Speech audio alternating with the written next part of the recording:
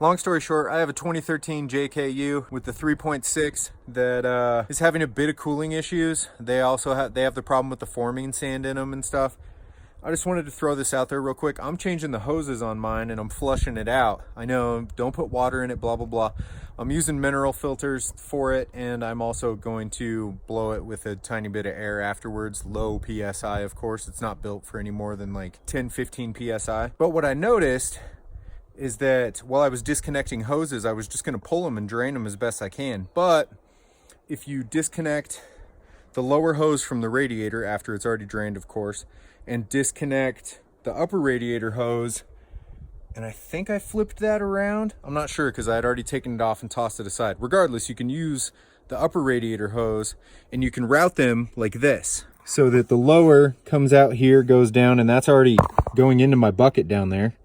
And then the upper comes out at the thermostat and goes down. And then I'm also going to be able to put a bucket underneath that. So rather than trying to flush and clean up more of a mess, I was able to drain the hoses with minimal mess and rearrange them so that I'll be able to flush through them into a bucket without mess as well. So just thought you might like to know that, that's all. Everybody says to get the 5/8 inside diameter clear tubing, which you can, no problem. And you can see what's going through and coming out. However, you can get 50 feet of the 5/8 irrigation line, the black plastic stuff, for like $8, depending on where you're at. That was at Lowe's. And it fits onto everything tight enough that I don't really have to use a clamp. And it also pulls off smoothly as well. So just another side note, save yourself a few bucks and have extra irrigation line, or be able to run it further than you thought you might need to.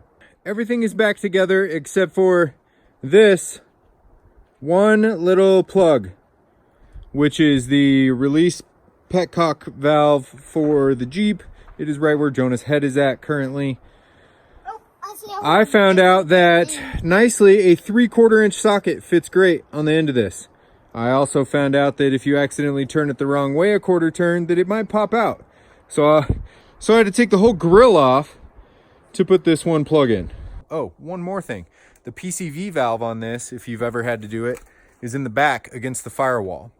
A lot of people know you can get to the bottom torque screw from the passenger side fender well, inner fender well, which is true. But you still don't have a whole lot of room back there, no matter how tiny your ratchet is, how tiny your tool is. But what I found, let me find it.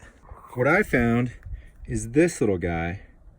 It's got a 1/4 inch on one side, and it's got, you know, a 1/4 inch drive on the other side. Craftsman, got it at Lowe's, just a few bucks. It is absolutely perfect for being able to get back there from both the bottom side and the top side to get to those torque screws very easily. They're T25s.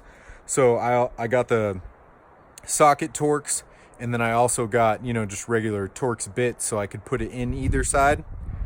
Flawless. Could have saved myself hours. So that's all. Not a Jeep channel or anything. Just wanted to throw that out there.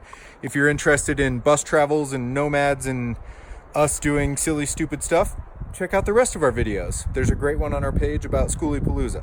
That'll give you a good introduction into who we are and what we do. Of course, if you like what it is that we do, give it a thumbs up and, you know, subscribe, because it really does help us out. Little tiny channels. We love the love.